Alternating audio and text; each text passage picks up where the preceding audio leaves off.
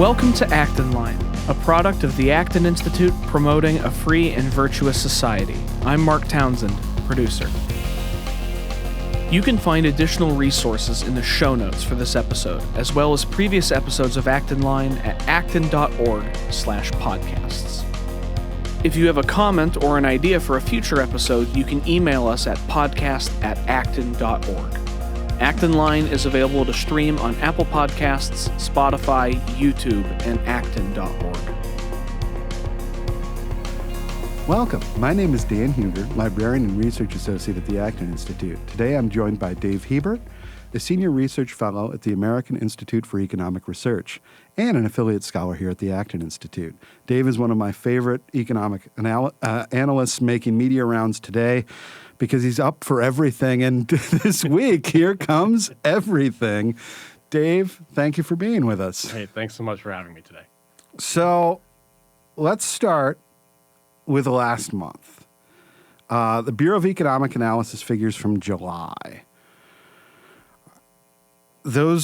Many in the administration touted those as great numbers, great figures. It's a little bit more mixed and complicated than that. Could you explain sort of what these numbers are and what they show about, sort of the American economy as a whole right now? Yeah, absolutely. So the BEA every month will release new figures on gross domestic product and a whole bunch of other figures as well. But the one we're focusing on today is the GDP figures.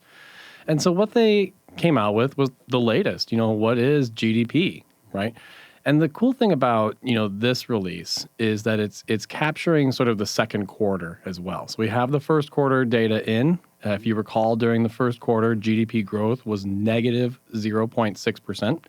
And in the second quarter, so the second 3-month period, GDP growth was about 3%.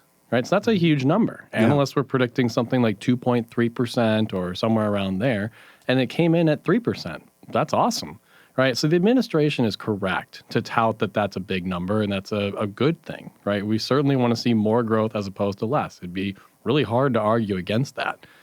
But what their analysts are getting wrong, and what all the commentators are getting wrong, is pointing out that this number is really a function of the change in imports. Okay, so in the first quarter, with the threat of tariffs looming and new tariffs being announced but not quite being implemented just yet, the story goes, and it's a true story, that firms in the U.S. started purchasing a whole bunch of imported raw materials like steel and aluminum and copper, okay, knowing that those prices were going to go up as a result of the tariffs once they were implemented. So you basically get a whole bunch of it, you buy as much as you can today, so that you don't have to pay those tariff prices later.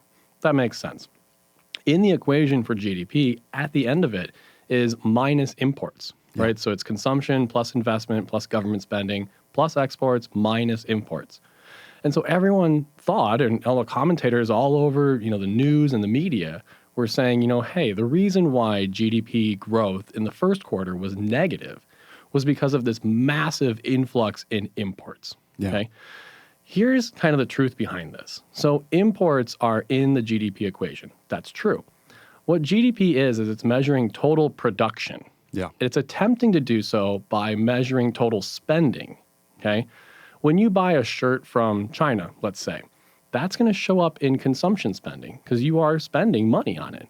So, and if you were to purchase some sort of an investment opportunity in China, that would show up in investment spending. And if our government buys something from another country as well, that's going to show up in government spending. So what we have is in our consumption, investment, and government spending, data, we have foreign spending, or we have imports. So the reason we subtract imports at the end is because we've implicitly added them in the beginning. So we have to subtract them. It's an accounting necessity. And so people who say that GDP growth was negative in the first quarter because of the surge in imports are wrong. Yeah. It cancels out, right? GDP actually declined in the first quarter. That is what actually happened, okay? In the second quarter, GDP grew by 3%. That's not because imports shrank. They did, that's certainly true, but it's not the reason why GDP growth was so high. GDP growth was so high because we actually had a lot more stability in the second quarter. Yeah. So think about the first quarter. First quarter was basically every 3 days a new tariff was announced or changed or increased, right? Yep. Second quarter, yeah, we had Liberation Day on April 2nd. I'm not going to dispute that. The second quarter began April 1st, by the way. Yeah. Okay. So on April 2nd, we had Liberation Day. We had a trade war with China. That's certainly a thing. But most of the second quarter was basically tearing down tariffs, delaying them, extending the deadline, lowering them, right? And we saw positive GDP growth. So here's the thing. First quarter, tariffs are implemented and increased. GDP falls. Second quarter, tariffs are rescinded, delayed, or extended. GDP rises. There's a pattern here that even my 6-year-old can figure out, right? When you put tariffs on, GDP growth falls. When you remove tariffs, GDP goes up. This isn't rocket science. So what's going on, right? We had a stumble in the first quarter, and now we're making up that ground. We're still below where we would have been had we not had that stumble, but we're catching up to where we could have been had the first quarter been a little smoother. Or so we thought. Yeah, or so we thought. Right? Because things over this weekend developed. White House announced sweeping new tariffs to much of the world. This is from the New York Times. President Trump unveiled a battery of new tariffs on Thursday, targeting exports from dozens of U.S. trading partners as he followed through with a disruptive plan to remake global trade. Steep tariffs on more than 60 countries are set to snap into place at 12:01 a.m. August 7th as the president realizes his vision for changing trade patterns he has long criticized as unfair and made central to his presidential campaign. Tariffs will range from as high as 50% on some countries that the president has deemed to have unbalanced trade and that have not offered concessions to Washington in recent negotiations. End quote. So we went down the roller coaster that first quarter, and then we climbed back up. Are we in for another roller coaster ride because of these tariffs? So, okay, I'm going to avoid answering your question. Good. I'm going to do it in a clever way, Yeah. though, okay? So let's imagine for a minute that I announce that I'm going to go on a health adventure, okay? So I'm going to start exercising every day, but I'm also going to start smoking every day. Okay, so this is an adventure. It's an adventure, right? So this is my new plan. I'm going to exercise every day, and I'm going to smoke. And then I ask you, hey, Dave, or hey, Dan, do you think I'm going to be healthier in a month than I am today or not? Okay. Now, you might sit there and say, well, on the one hand, exercise is going to make you healthier, but smoking is going to make you less healthy. In other words, what you're saying is it depends on how much exercise I do and how much smoking I do. Yeah. Okay. So if I go train, let's say in the gym for an hour, I go on the Stairmaster for an hour, and I smoke 1 cigarette a day, I'm probably on net going to be healthier. If instead I start chain smoking cigarettes and I walk to the couch and count that as my exercise, right? I'm probably going to be less healthy. Okay. So in this analogy, the exercise would be the deregulation efforts and the lowering of the taxes, and the tariffs would be the smoking. Okay. So think about the first Trump administration. Basically what we had was massive deregulatory efforts, broad-based tax reductions, and all kinds of pro-business activity that everyone from left, right, and center is going to recognize, that's going to boost business, okay? Coupled with a very specific tariff on steel and aluminum, and a few other things, but it was very narrowly defined. Well, that's exercising a lot and only smoking 1 cigarette a day. You're going to get healthier, and that's what we saw in the first Trump administration. This one, what we're seeing is more akin to chain smoking, right? And very narrowly defined deregulation and very narrowly defined tax cuts. Yes, we extended the Trump tax cuts from the first one, but extending a tax cut is not the same thing as cutting taxes. Yeah, how does that change? The one has a sort of stimulative effect. The other, it's kind of already baked in, and the expectations are already set. Now, raising taxes might have some effect from that baseline, but when you're just maintaining that baseline, you're not getting any sort of stimulative effect for it. Right. Yeah. So this is an age-old debate in public finance, basically. So there's no doubt that if the tax code, or if the tax rates had expired, right, that taxes would go up, and that would be crushing for business and for people. Okay, there's no debate about that. The question is that the relevant benchmark? Right? Now, for me, I look at and say the tax rates are these numbers, whatever they are, and they're going to continue. Insofar as we resolve the question of will these tax rates continue in the future, that will generate some more certainty. So you'll get a little bit of stimulative effect just because people now know that that's what the answer is. but it's not like cutting taxes. It's not the same amount of stimulation as, actually cutting the taxes to begin with.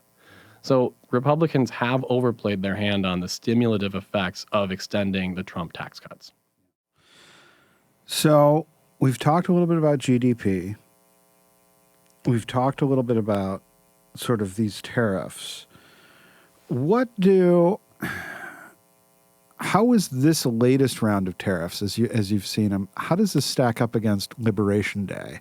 And could we be in for yet another climb of the roller coaster? Because, this is one of the things that I think has to be very, very frustrating as somebody who does a lot of economic analysis in real time, is that the policy for this administration could be a long-term policy. It could next week not be the policy. Right. We are recording this on a Monday. Mm-hmm. It is going to be released on a Wednesday. I'm fairly confident that what we're talking about now will still be relevant. Yep. But there's a very real possibility that by the time the listeners are listening to this, these new sets of tariffs have been postponed for 6 months, 90 days, who knows? Right. How do you cope with that? and how do you factor that into,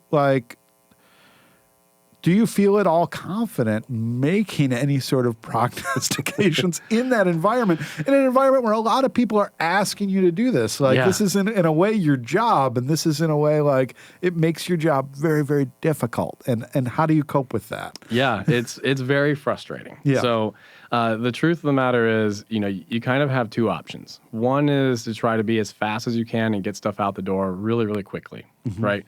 And that's possible. Right. I had one article that came out after the Court of International Trade ruled against the Trump tariffs. Mm-hmm. Right. So I saw that ruling. I wrote a quick, 700-word article, sent it into, our people at the Daily Economy. They published it at 10 o'clock in the morning. An hour later, there was a development. Yeah. Right. And so that was a really frustrating day for me because I worked really hard through the night to get that 700-word article done and accurate and fact-checked and everything. Right. And then it was at some level moot. Yeah. Right. The other option is to stick with timeless truths, okay? Mm-hmm. And that's where I'm working harder to try to focus there because I do like to try to be on top of what's going on. Yeah. So I'm working on an article right now about the jobs report, which I'm sure we'll talk about in a few minutes. But, that one seems like it's going to stick. Mm-hmm. The commissioner is fired. Yeah. So I don't think anything's going to change there. But the rest of it is just trying to stick with, things that we know. So we mm-hmm. know that when tariff rates go up, prices for imported goods are going to rise. We know that when you put a tariff on raw materials, the cost of production is going to rise, right? And I just try to stick there and avoid making specific predictions about, how many cigarettes in this, our previous analogy, how many cigarettes are we going to smoke and how much exercise are we going to do? Yeah. Are they going to install ashtrays on the treadmill? Right. Exactly. That would be horrible, but hey, whatever. Yeah. Right. So that's the thing. And just keep pushing and saying, hey, if you want to get healthier, just exercise. Right. Mm-hmm. And maybe, cut back on the smoking. Yep. Right. And I just try to push there. So let's talk about those job numbers, so there are two stories. There are the numbers themselves, and then there's what happened immediately after. Yeah. So let's start with the numbers themselves. Yeah. And then I'll set some context for what happened after.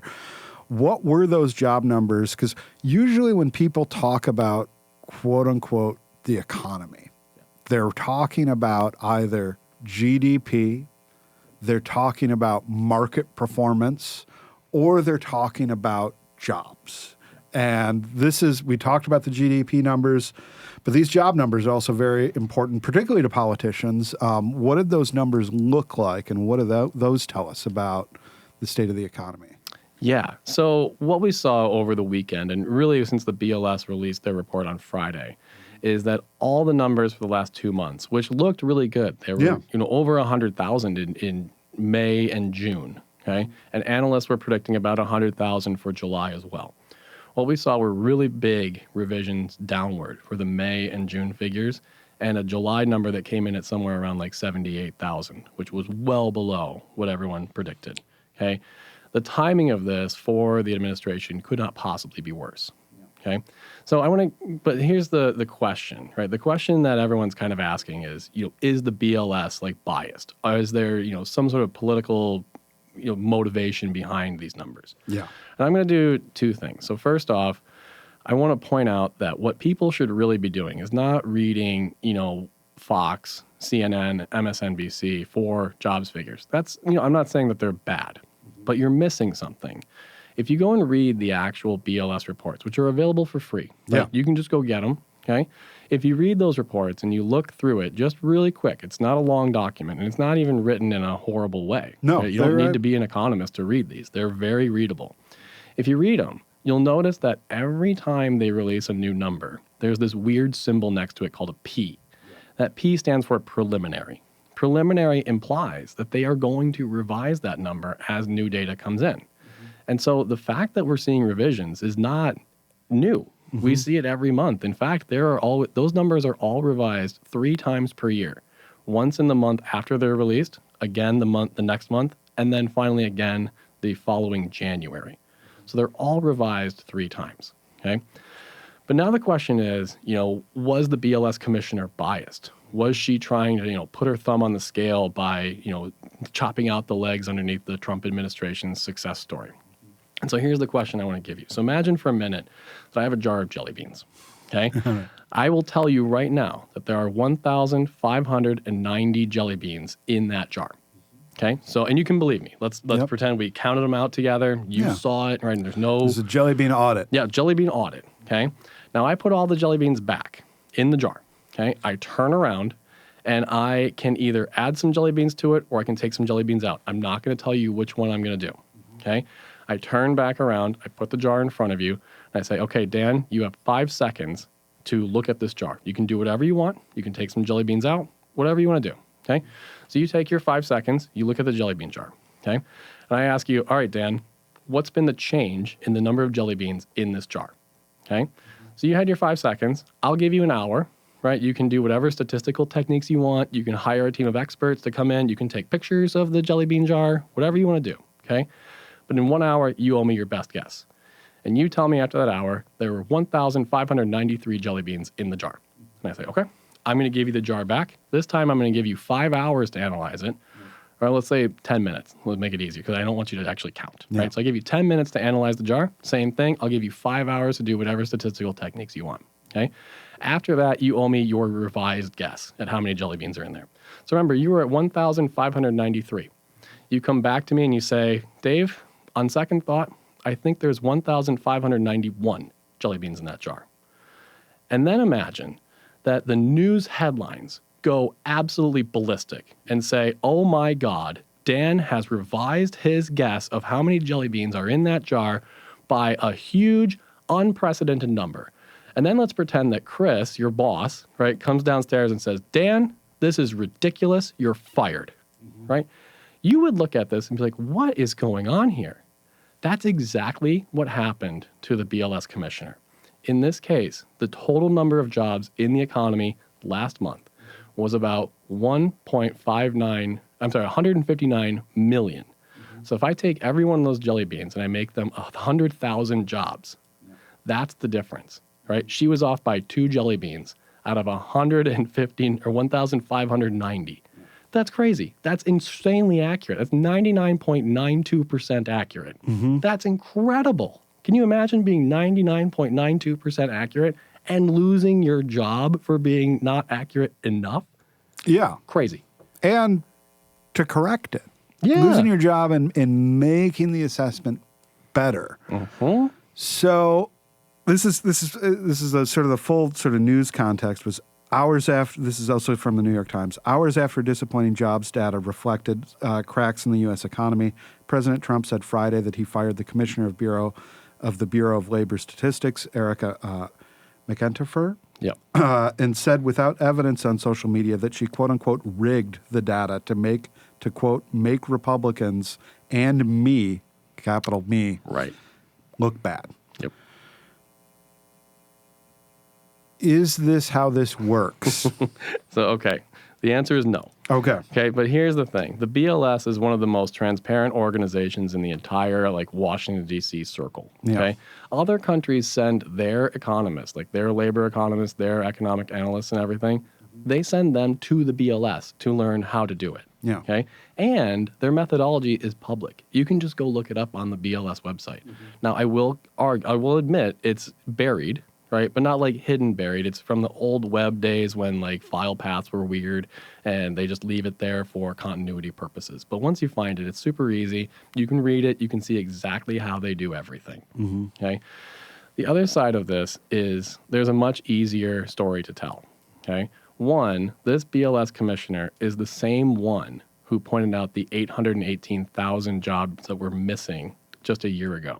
Yes. So if you recall August 2024, right, Yes. there was the hullabaloo about, the economy added 818,000 fewer jobs than the BLS had predicted. Yep. This is the same person that released that study just ahead of the most monumental election, according to everyone, right, of all time. Yep. So if anything, this person is not a shill for the Democrats. This person is a nonpartisan person, which is exactly what we want in the BLS. What are the consequences? So when these things happen, there are potentially consequences. Again, the roller coaster, it could be just, this could be a one-off occurrence. But what happens the next time that there is a report either from the BLS or from the Fed or from all of these organizations that do all of this sort of tracking of economic data? On the one hand, if all the methodology remains the same and transparent, you just end up, this just ends up being The Apprentice, where people are just fired as a matter of course, and it's political theater, and it really doesn't affect anything except these unfortunate individuals who lose their jobs for doing their jobs. Yep. But there are other countries in the world that do have their economic data leaned on very successfully by their governments. What are the consequences to that, to these things actually becoming politicized, and for this sort of action to actually have its desired effect?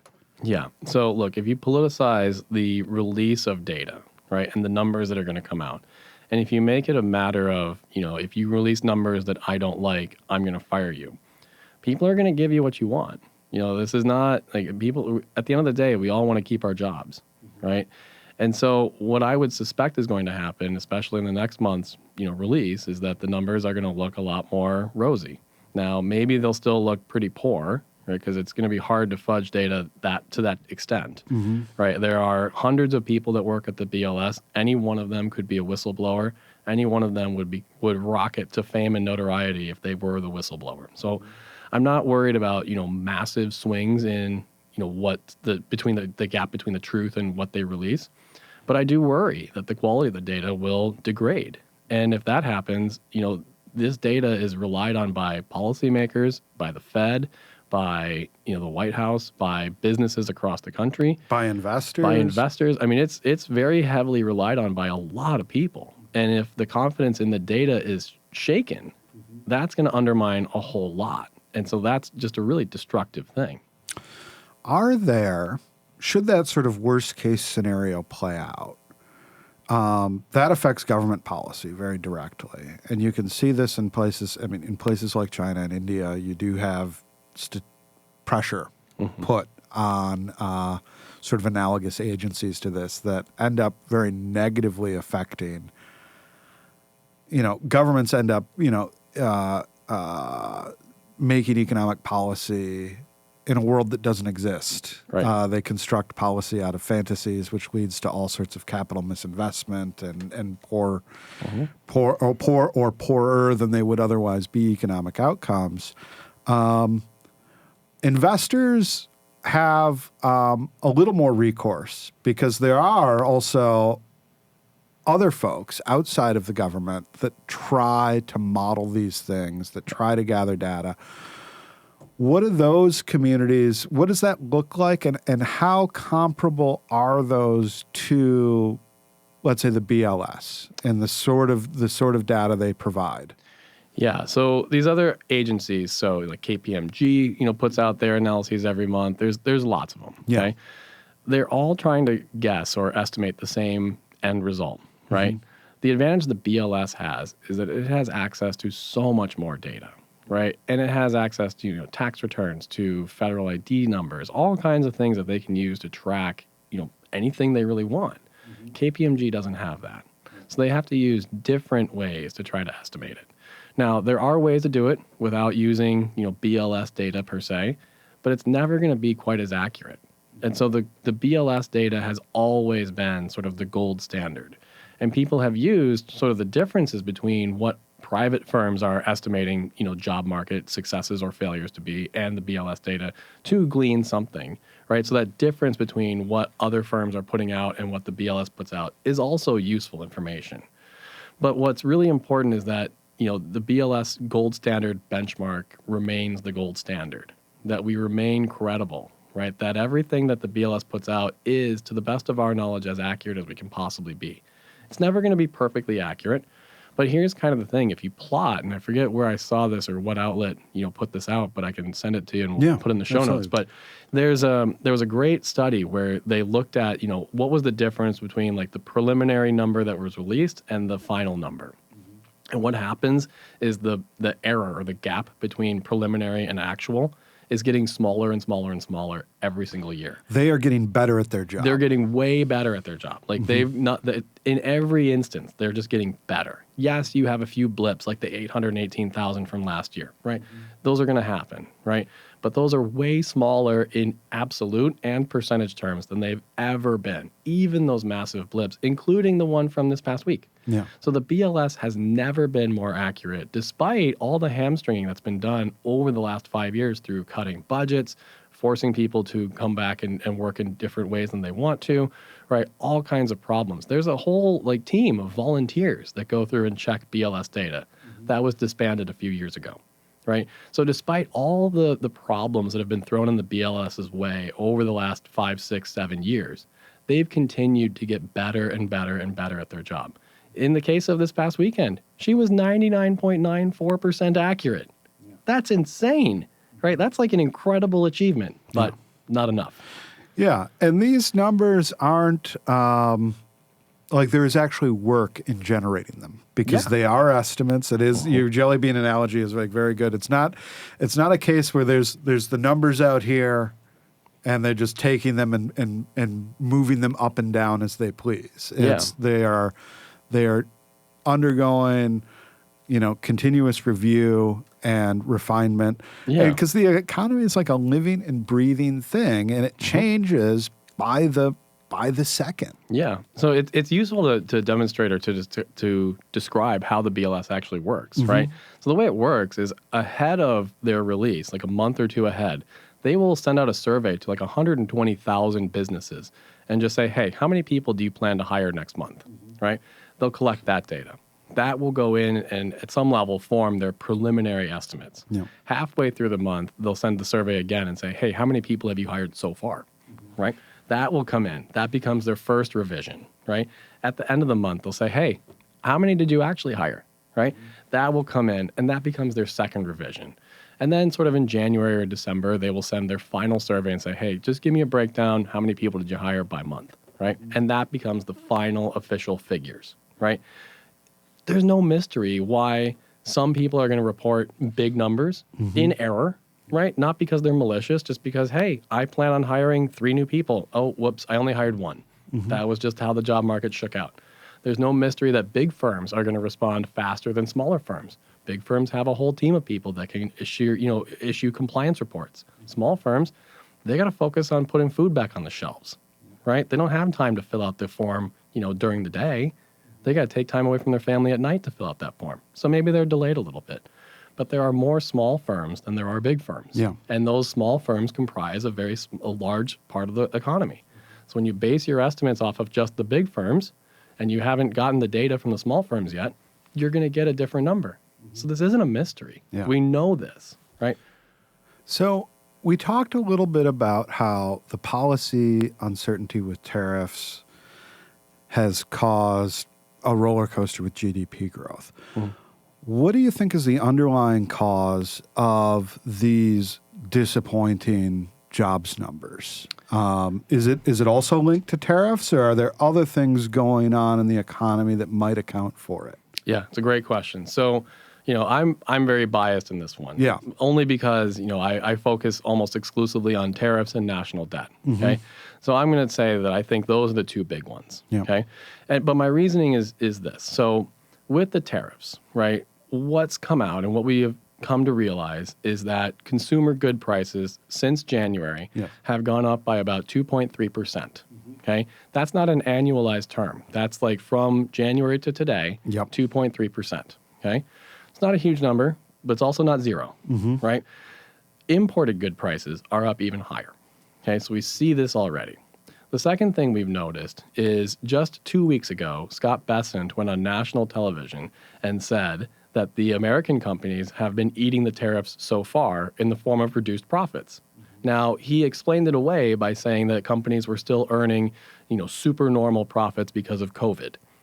I'm skeptical. Yeah. It's been a while since COVID was, the driving force in the economy, but maybe, okay? Donald Trump, just a couple months before that, put out a tweet or a post on Truth Social telling Walmart that they have to eat the tariff. Okay, well, wait a minute. We've been told for the last year almost at this point that foreign countries are the ones paying the tariff, not Americans. Caroline Leavitt went on in the White House press secretary office or whatever, said that tariffs are actually a tax cut, right? And so we've been promised all these things, and then Trump and Scott Bessent come out and say the exact opposite, which just so happens to be what economists like me have been warning about since November. Now, I'm not unique in this. This is one of those things where every economist is united. I'm just saying the things that we have already known as a professional group of economists. So here's kind of the thing. When you've got Walmart eating the tariff because they're afraid that President Trump is going to come down on them, as he has on other dimensions, you've got Scott Bessent saying that tariffs are causing decreased profits, right? When profits fall, what are firms going to do? Well, they're not going to expand output. They're going to contract output. When you contract output, it's not like I can fire a machine, right? I've already bought the machine. So who bears the brunt? Workers. So it's no real surprise to me that the jobs numbers that came out have been revised downward, right? It's no real surprise to me that the job numbers are abysmal. It just makes sense. You don't need to be an economist to understand that when costs rise, production falls, and that when production falls, employment falls with it. So no, I'm not terribly surprised. I do think it's almost entirely driven by tariffs. The other side is the national debt. Okay, so the national debt is a huge issue. It's at $36.3 trillion, at least the last I checked. It's probably a little bit higher now. Part of the problem is that the big, beautiful bill just raised the debt ceiling from $36.1 trillion to $41.1 trillion. So now Congress can be in debt $41.1 trillion without having to sound any alarm bells. Okay, that's basically saying that we now have a credit card and we've raised our credit limit rather than paying off our debt. Okay. The other side of this is because the debt ceiling was being approached in the previous administration, Janet Yellen, the previous Secretary of the Treasury, used some short-term bonds to try to basically borrow money at the time, lower interest rates. Okay. Those bonds are coming due and they're going to have to be reissued at a much higher rate. That's downgrading our credit rating, which is driving up the cost of borrowing money in the U.S. for the federal government and for us as well. And so what's happening right now is kind of this perfect storm of rising costs, decreased access to credit. That's going to shrink the economy. And so that's what I think is going on right now. So one of the things that some figures in the Trump administration have talked about a lot in terms of these tariffs. Now, they've talked about how they don't think it's affecting the broader economy. There are very good reasons to think that it is in both, GDP and employment numbers. But they also talk about all of the revenue it's raising. And oftentimes this is actually spoken of as a way of addressing the debt. Is that they recognize this problem. This is part of what they're doing with the tariffs. Are those revenue numbers that the folks from the White House are sharing, are they accurate on the one hand?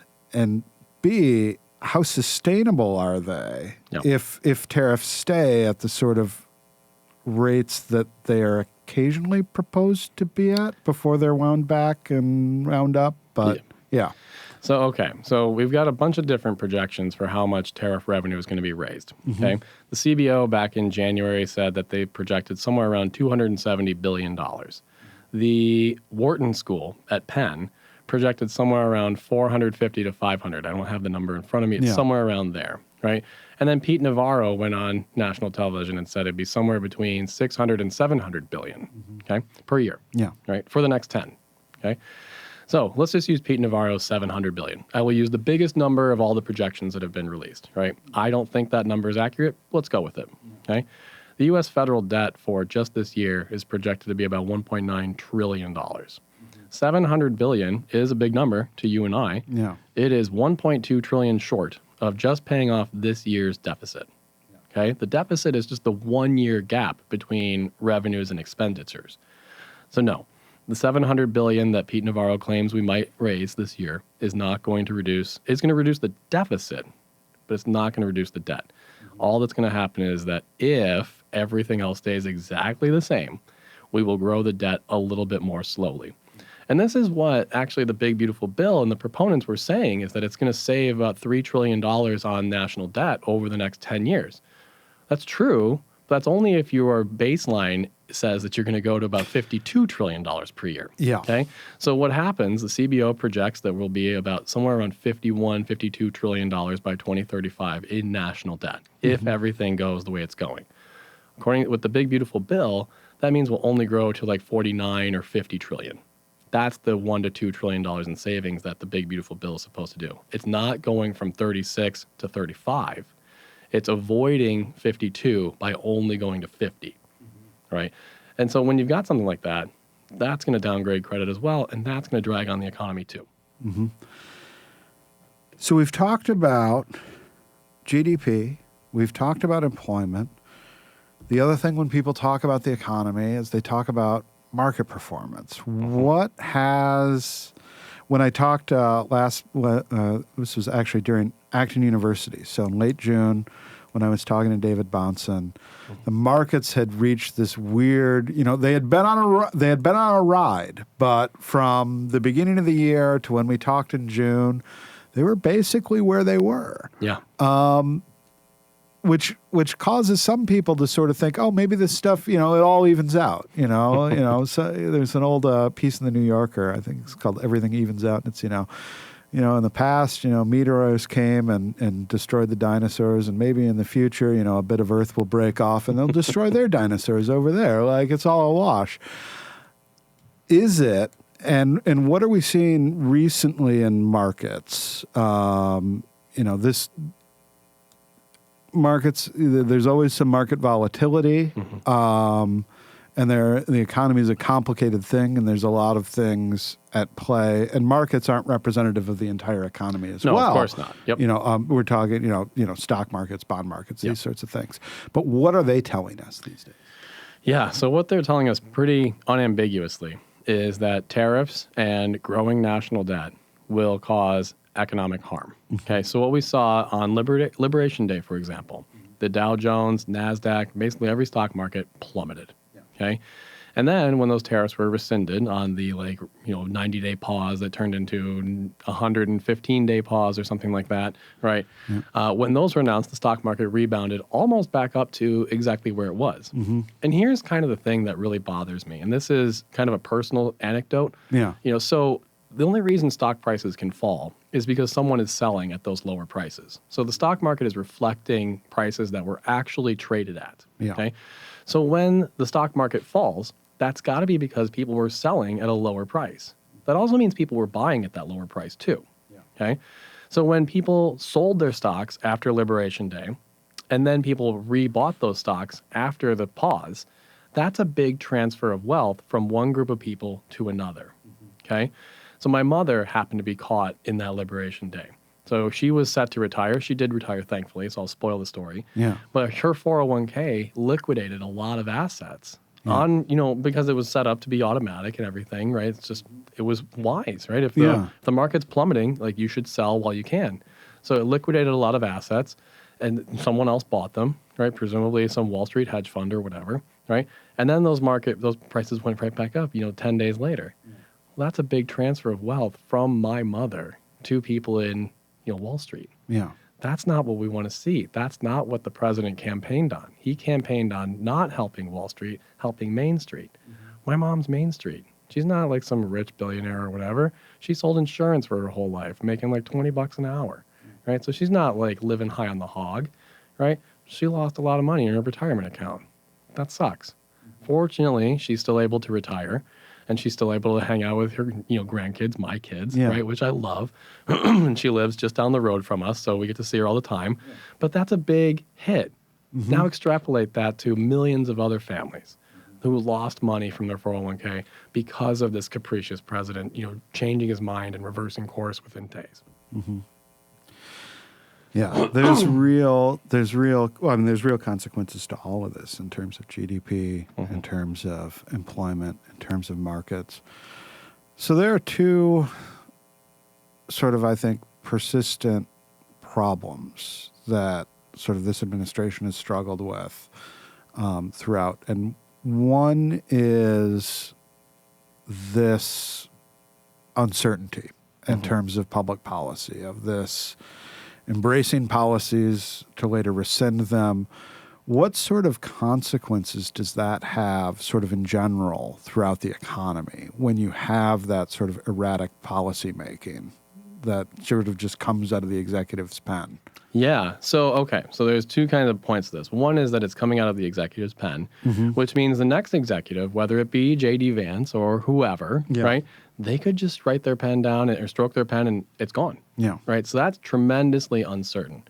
What we're seeing is that a lot of businesses are pointing out that really to revitalize or to reopen or to expand operations is a multi-year effort. Yeah. Okay, so Alcoa, one of the aluminum producing companies that is supposed to be protected by these tariffs, is actually suffering real losses, like massively. Okay, and what they pointed out is, look, we would love to expand operations, but here's the thing: to basically turn on a blast furnace to get it up and running again is at a minimum a 1-year endeavor.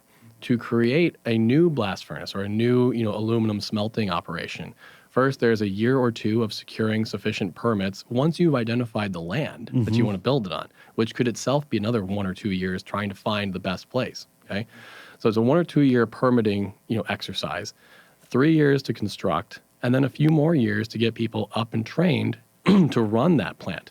Well, we're already at 7 years.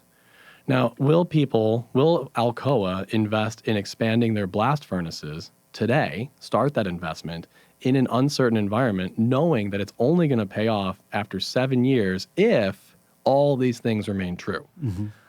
I got to believe the answer is no, right? Because there's no certainty that even a Republican is going to win the next election, right? And even if they did, there's no certainty that they're going to continue Donald Trump's, tariff regime. So who's to say? Right. And the other side of this and what we're seeing, and this is, to me, the most damning part of this tariff plan. So we just had, frameworks of a deal for the EU, frameworks of a deal for Japan, right? In those frameworks is a 15% tariff on automobiles, right? So you want to buy a Japanese or a European automobile, there's a 15% tariff associated with that purchase, okay? If a domestic car company wants to buy steel or aluminum from those countries, there's a 50% tariff. Okay, that's a really big difference. Okay, and so what that difference does is it's raising the price of steel and aluminum far more than it's raising the price of cars. Of finished products right? containing a lot of steel and aluminum. Exactly. So I could import a car, which is just steel and aluminum, just bent into a different shape, right? I could import that and only pay 15% tariffs. Or I could import the raw materials at 50% tariffs. Okay, so what these new deals are actually doing is encouraging foreign production. So if there's anyone that won, if there's anyone whose car industry won from these trade deals, it's the Japanese and the European car manufacturing industries, not the American ones. We've made input prices way higher. We've made car prices higher, but only a little bit higher. And so I'm going to predict right now that we're going to see more European and more Japanese cars imported into the U.S., not produced in the U.S. So like in Alabama, there's a Hyundai dealer or a Hyundai manufacturing plant. what we're seeing out of them is every month they would export something like 2,000 cars, right? Every month they would produce 2,000 cars that would be exported to the rest of the world. That's awesome. That counts as our production. Last month, they exported 14, not 14,000, not 140, 14. That's down a lot. And the reason is because it's becoming more and more expensive to manufacture cars and any other good that has steel and aluminum in the U.S. It's becoming relatively cheaper to just buy it from another country, even though the price is going up. So this is one persistent challenge. Another emerging challenge is this question of impugning the motives and methods of folks who gather economic data. This is something that was before President Trump did it. David Sachs, his Crypto Czars, is a podcast, and this was back in the last big revision we had. They made a lot of hay of all of these numbers are essentially fake. What are the long-term consequences of that sort of thinking on the American economy when you have the government acting as if the numbers it is itself producing don't reflect reality? Like, are they just groping in the dark then? What? Yeah. How do they make the sort of decisions that a government is supposed to make if the government is itself convinced that its own data is unreliable to make those decisions? Yeah, at that point, it becomes a vibe check economy, right? You're just kind of putting out feelers and saying, hey, how's everyone doing? Good? Great. Love it, right? And that's not really a recipe for success either. Now, look, I'm like you, I eschew the idea of scientism and just saying, do what the data says you should do. There's obviously, art in collecting the data. There's art in selecting what data to look at. There's art in selecting, how to interpret the data, right? Those are all important, exercises that no amount of data is ever going to resolve, right? It's kind of, if I may, compared to like the Federal Reserve, right? They've got their dual mandate, one to promote full employment and the other to combat inflation, right? Well, what happens when those goals are in conflict, right? Who decides which one to pursue, right? There's no scientific answer to that question. At some point, it just comes down to like, this is what I'm going to do, right? And so you have to pick, right? And that's what analyzing data is all about, is picking and choosing which data you're going to look at, not because you're trying to, change the outcome, but because you're being skillful. You're skillfully practicing the art of doing science, right? And there's a lot of skill, and no amount of AI, by the way, is ever going to replace that. Yeah. AI can replace, collecting the data or collating the data, sure, but interpreting the data, that will always be a human endeavor, okay? And so that's going to be the real challenge, is that now, we have less reliable data. We're going to be groping more in the dark than we were in the past, right? That's going to be disastrous, especially when your vibe check includes or is basically just you and your inner circle of friends. Yeah. Right? That's going to be a really hard thing. So for 537 people in Washington, D.C., the 435 representatives, the 100 senators, the president and the vice president, right? 537 people in Washington, D.C., they can't check the vibes of the entire country. They just can't. They're in D.C. That's miles away from Michigan. It's even further away from like California, right? So they have no idea what the vibe is for the entire nation, even if such a thing were to exist. Yeah. So you're going to have to use data at some level, right? There's an art to it, but yeah. So as we were talking, I think maybe the biggest sort of crisis with sort of economic policy in this administration is just a skepticism of economics itself, of sort of major consensuses in the discipline. We've talked about that in terms of trade. We've talked about that in terms of debt. But there's a sort of broader movement among some folks who are very enthusiastic about the administration. I think of like Oren Cass and American Compass.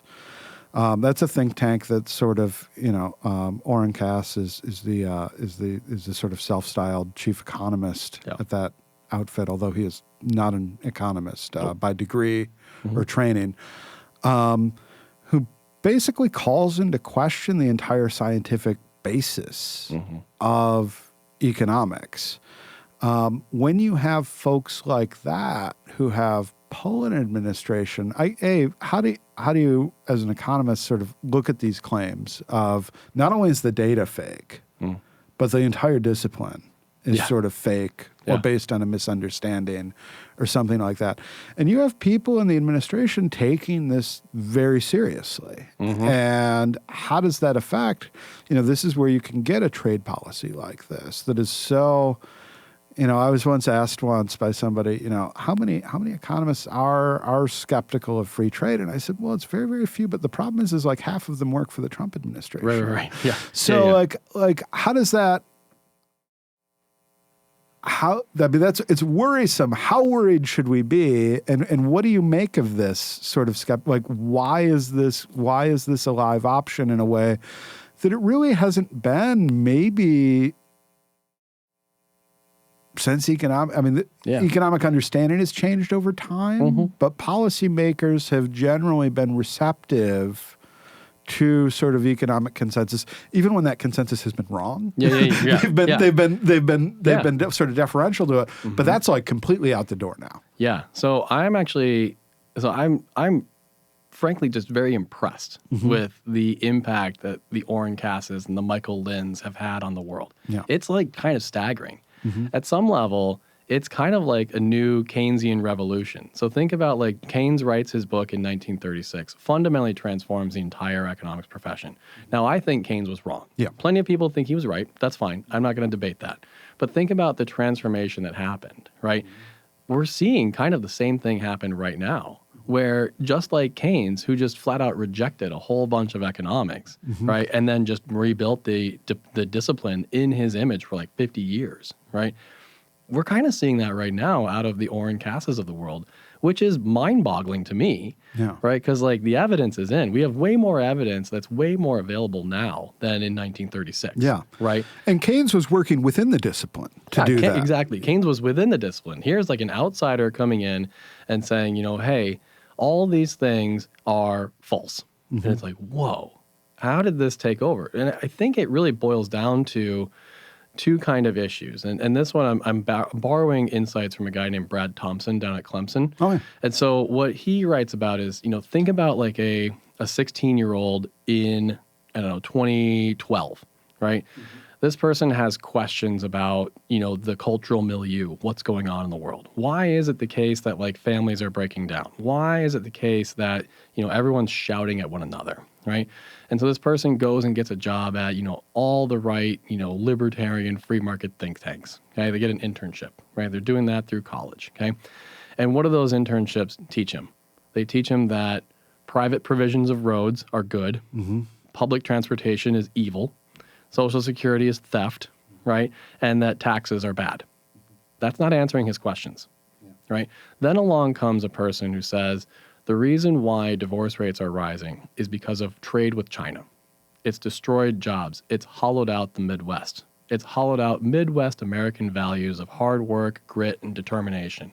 Now, instead, what we see are people playing on their apps and on their cell phones and just sitting on their couch in mom and dad's basement, miserable, but unable to do anything because all the factories have closed.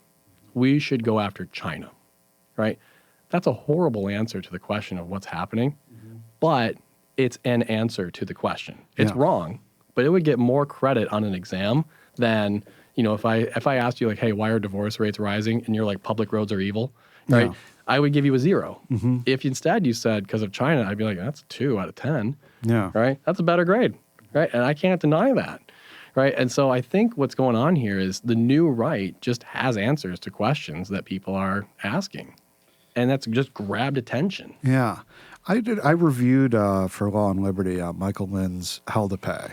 Yeah. And which is a fascinating book for all sorts of reasons, mostly just because it's so persistently wrong about basic sort of phenomena it seeks to describe. And sort of I get into why in that review. But it is rhetorically powerful. Right. And it gives, I went with my wife yesterday, we saw Hamilton. Okay. Which is the last, it was the last of the Grand Rapids run of Hamilton. And I was struck by Jefferson and Madison in several points are talking about how Hamilton is in it for the bankers and all of this sort of stuff. And it's like, this is a persistent sort of rhetoric that you have that goes back to the very roots of the American Republic. There have been these sort of rival visions. How do you answer those things? Because they are answers to questions. And I'll get these questions. I got a question once. I was at one of these sort of, this was a National Conservatism conference, the fourth one. And I got a question over dinner, and they were like, what? Then the person asking me the question had just gotten out of a panel that was talking about sort of, the pervasiveness of pornography online and among sort of youth in America. And he's like, what sort of like market mechanisms could you use? And I'm like, well, you could ban it. You could tax it. You could do, like all of the data is, you could criminalize it like that. Gary Becker tells us, about like what penalties, what penalties do. And it was interesting in talking to him because I was just sort of spitballing. I'm like, these are like a couple of ways. And he had never thought about it in that perspective and had never, he had just assumed that there were no market-based answers or any answers informed by actual economics or social science that could be brought to bear on the question. And I didn't do like a rigorous job of it. But I'm just like, here's 3 or 4 things that just having thought about sort of economics and social science that like there are approaches to this. How do you think economists should start responding to those issues? Like the resources are there in the discipline. Is there just an aversion to talking about those sorts of issues in that sort of way? Is it a question of just like these are problems for a lot of people in middle America and maybe they're just not seen as problems by a lot of economists and they just don't bring to bear the tools of their discipline to address them? Yeah, so I think there's a lot of that.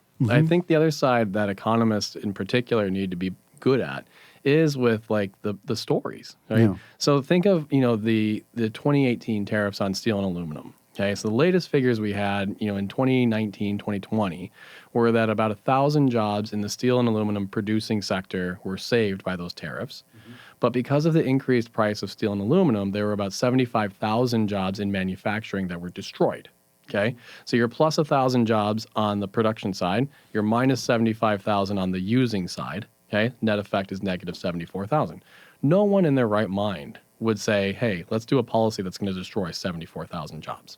Okay, but here's the thing: that 1,000 jobs that were saved, that's a factory somewhere in Ohio that didn't shut down. That's a community that didn't go under. Right, that's a whole thing that I can point to and say it was that one. Right. 75,000 people in the entire U.S. manufacturing sector, that's like 1 or 2 people per metropolitan area, right? It's very diffuse. It's very hard to even like think about that, right? Especially think about Grand Rapids. So we have a big canning industry here, right? Because of the aluminum tariffs, there were a lot of people in Grand Rapids, where we are right now, that lost their jobs. Tell me their names. You can't. I can't either, just to be clear, right? And no one can. Because people lose jobs in the canning industry and every industry every day. We're just talking about 1 or 2 more people per year. That's not that many, right? But they are real. They exist. I just can't point to them. But people on the new right can point to the factory that didn't close. So that's a very powerful story. So what we need to be better at is not just analyzing data, right? Because frankly, anyone with even like a cursory knowledge of how to type can hit F5 on their computer and analyze some data. Right. And anyone with, an undergraduate education in like data science or even just like one class in statistics can analyze it pretty well. Okay. What we need to be better at is the historical narratives. So like take Detroit versus Pittsburgh, which is a paper I'm working on right now. Okay. Detroit and Pittsburgh in 1950 were 2 of the biggest economic superpower cities in the entire country. 2 of the biggest cities by population, too. Period. Right. Just like around the world. Okay. They were massively successful. Today, Detroit, not so much. It's coming back. Right? I still love Detroit. I have nothing but good things to say about it, but it is a shell of its former self. Okay, Pittsburgh, doing pretty great. What's different, right? The answer is obviously multifaceted, but one of the big differences is that when the steel industry in Pittsburgh started to fall, Yeah, there were some protectionist measures that went into place, but there was also tremendous investment in new industries. So we saw the rise of healthcare. We saw the rise of education, right? There's tons and tons of universities in Pittsburgh, right? That's new industry. So when one industry falls, another takes its place. Take Grand Rapids. We used to be the wood furniture capital of the world. Not so much anymore, but we're still doing great. Why is that? Because we've reinvented ourselves. Think about Detroit, 1950. What were they known for? The automotive industry. 2025, what are they known for? The automotive industry. Have they reinvented themselves? No. They have dug their heels in to try to protect that industry to the detriment of their own people. So it's really the protectionism of the past that is leading to the collapse of these factories and the suffering of the people in those communities. If new jobs were coming in, right, there wouldn't be this massive suffering. There'd just be a gradual decline of one industry with a commensurate gradual rise of a new one. But when I dig in my heels and I prevent other industries from coming in by trying to prevent that industry from failing, that's when what you've done is you're building your economy up on a pedestal. As that pedestal gets taller and taller, it's shakier and shakier. At some point, it's going to fall, and the fall is going to be spectacular. And that's what we see in Detroit right now. It's up on a pedestal. And if we're not very careful, it's going to fall, and that's going to be disastrous. Dave, thank you so much for knocking down all of the sort of economic fallacies that we're dealing with, and making sure they don't get too high up on their pedestals. And I hope we can climb off this one. Yeah, me too. Thanks for having me today.